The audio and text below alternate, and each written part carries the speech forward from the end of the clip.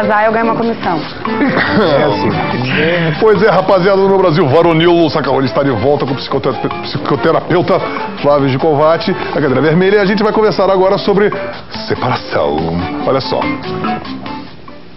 Foi no banquete de Platão que Aristófanes apareceu com uma de suas ideias mais crazes e malucas da face da Terra. O sábio humorista ateniense disse que no começo o ser humano era hermafrodita, parte homem, parte mulher. Só que Zeus foi lá e cortou o bicho ao meio. Daí todo homem ficou sem sua parte mulher e toda mulher ficou sem sua metade homem. Então as pessoas passaram a procurar sua cara metade, se apaixonando e sofrendo por aí. Mas quando finalmente se encontraram, oh, que alegria! É briga, ciúme e se bobear, separação de novo. Ô Flávio, as pessoas se separam mais hoje do que em outras épocas. Por que se separam tanto? A história do Aristófanes não era bem essa, hein? Ele dizia que o animal era duplo na origem, tinha 2 braços, 2 cabeças, não era o 2 hermafrodita, troncos, 4 braços, 4 pernas. Já foram logo lá no... Não, essa ideia provavelmente é uma ideia mais parecida com a ideia uterina até, né? De que esse animal duplo existe, a mulher grávida, né? E que no parto se rompe e viram 2 metades, que na verdade são esses inteiros que se sentem incompletos e que buscam parceria o tempo todo, né? Agora, sempre buscaram essa parceria, mas essa parceria era montada por arranjos de família, não foi sempre por amor que houve isso, né? Era arranjado, né? Eram arranjos e acertos de família. Mais recentemente, talvez nos últimos 100 anos, é que os casamentos passaram a se dar por escolha voluntária.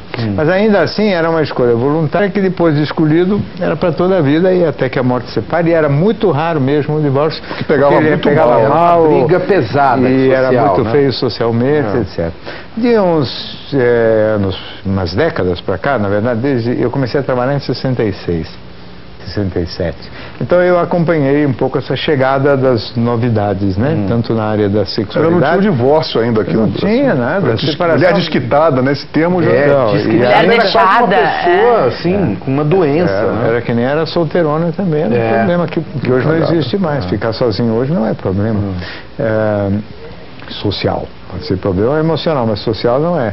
E, então, os divórcios se tornaram mais frequentes a partir dos anos 70 e foi um período engraçado porque as pessoas achavam mesmo, nesse momento, que o problema do casamento era o outro. É sempre assim, né? Se eu trocar esta mulher ou esse homem por outro... Fica tudo perfeito. E geralmente a pessoa tem a tendência a procurar uma pessoa do mesmo estilo que foi a primeira, não foi parecida. A tendência é ainda buscar um parceiro parecido com aquele que foi trocado. O que na realidade gerava segundo os casamentos também. Repetindo padrões. A Mariana está ficando inquieta. O que está acontecendo, Mariana? Você sabe que aí uma das coisas que me aconteceu foi que eu comecei a querer me interessar mesmo para entender quais são os critérios que determinam o encantamento. Porque se o indivíduo não mudar os seus critérios de encantamento, uma ele vai repetir, né? repete a mesma escolha. O padrão, né? Um padrão de escolha. Então, a partir de 76, 77, eu comecei a dividir as relações em 2 tipos, né? As pessoas que buscam um parceiro oposto, né? Aquele entre opostos, a união entre opostos, que é a mais comum até hoje. O que tu acha que eu sou? Você está me perguntando como psicanalista? De quem? Né? Não, o Taz conhece tudo. Taz e Lobão. Não, mas ele conhece, mas eu não. Eu não sei se o povo... Eu não posso falar aqui na frente ou deles, Mariana. Não, acho que o meu é o oposto. O oposto em todos os sentidos, mas o mais importante de semelhança e oposição é na questão do caráter. Quer dizer, então aí o tipo mais egoísta versus o tipo mais generoso, que é um tema que me persegue há 30 anos e que é o tema desse último livro meu, sobre o tema basicamente.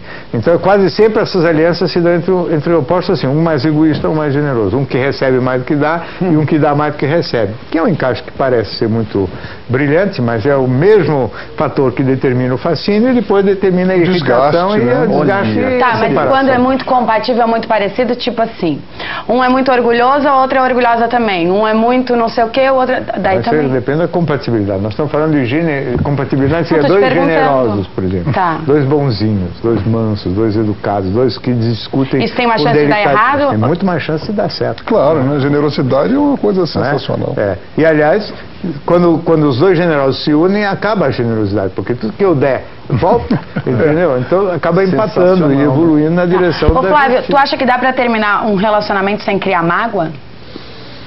Muito difícil. Eu já vi algumas vezes acontecer, né? Muito raro, né? Você já viu, Flávio? Porque a separação geralmente é uma bomba atômica, né? Independente de tu gostar ou não da pessoa, a sensação de perda, né? A sensação de que tu foi incompetente, por um lado, foi... Tem como falar, Flávio, você falar um pouco assim, qual a melhor forma de se separar, se é que ela existe? Tinha uma época que um americano até escreveu um livro que chama O Divórcio Romântico. Também preciso saber disso. Divórcio romântico, evidentemente, não existe, né? Depende muito. A grande maioria das separações não são, vamos dizer, podem ser legalmente consensuais, mas não são consensuais no sentido psicológico, quer dizer, não há consenso mesmo, né? Um quer e o outro não quer. Quando não é consensual, quase sempre acaba gerando briga.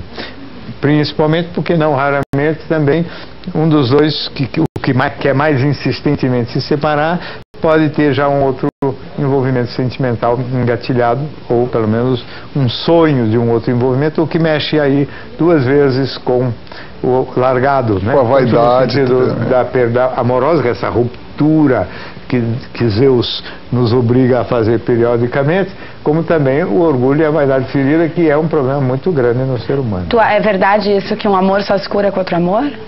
Não é assim. Em geral, o outro amor surge quando você... Isso aí é verdade na adolescência, quer dizer, quando você tem uma lembrança, uma história de amor que termina, mas você fica ruminando aquela história continua presente na sua cabeça até aparecer um novo parceiro, isso é verdade. Mas na verdade também, muitas histórias de separação conjugal acontecem porque já existe outro amor na parada.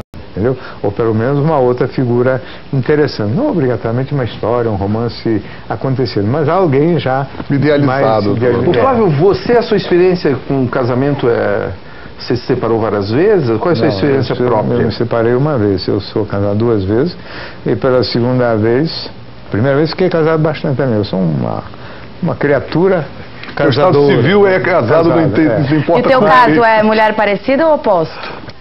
Eu estou casado de novo há 30 anos com uma mulher que eu acho muito parecida comigo, né?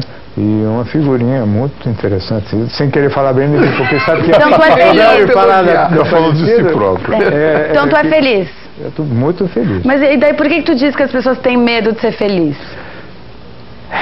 Aliás, é outra frase dele, é verdade. Muito boa pergunta e muito verdadeira. Pode ser que a principal razão pela qual a maior parte das pessoas foge do encontro de uma parceria amorosa adequada é por causa do medo da felicidade. Eu acho que 2 coisas empurram na direção das relações de má qualidade. Uma é a baixa autoestima, quer dizer, se eu não estiver bem comigo, eu me encanto com uma pessoa que é o meu oposto, o que na prática é problemático. Né? E a outra é a seguinte, que se eu tiver um parceiro muito parecido e bem encaixado, isso vai me deixar muito feliz. E quando a gente está muito feliz, parece que começa a ter uma sensação de medo, de perda, que o Zeus vai fazer de novo aquela coisa de romper o medo de terminar, de tragédia. Uma coisa tão perfeita. Medo da felicidade é isso que está na raiz do pensamento supersticioso. Gente, que massa. Que leva as pessoas a ficar batendo na madeira para ser fígado de água 4, que parece que felicidade atrai tragédia. O que não é verdade. Você perguntou por que eu me casei assim. Então, na real, tu tem que ter alguém que é parecido contigo. Parecido comigo, vai dar um bruta medo. E eu, na verdade, que sempre fui uma criança e um adolescente muito medroso, eu acabei desenvolvendo uma coisa... Eu estava fazendo tudo errado. Uma coisa muito... Eu, pessoalmente, acabei tendo uma coisa muito interessante, que é coragem. Coragem é uma força que vem do medo. Da razão, que me ajuda a vencer o medo. Então eu já fiquei 15 anos sem andar de avião, me curei do medo de avião, eu não fujo do medo, não. Se eu achar que tem que enfrentar, eu vou em cima. Porque eu achei, Flávio, rapidinho, eu achei que quando a gente ficasse com alguém diferente, seria bom porque te completaria em algum outro sentido, te acrescentaria alguma coisa. Errou, Mariana. Errei, certo? Muito bem, resolvemos o problema da Mariana antes do intervalo. Ai, como eu tô aliviada. Ai, Mariana, tá vendo? Essa foi a terapia brevíssima, inclusive. Víssima. Muito bom, muito obrigada. Queridinhos, a gente faz um brevíssimo intervalo, não saiam daí que a gente volta já já. Gente, eu fiz tudo errado. Já fiz tudo errado.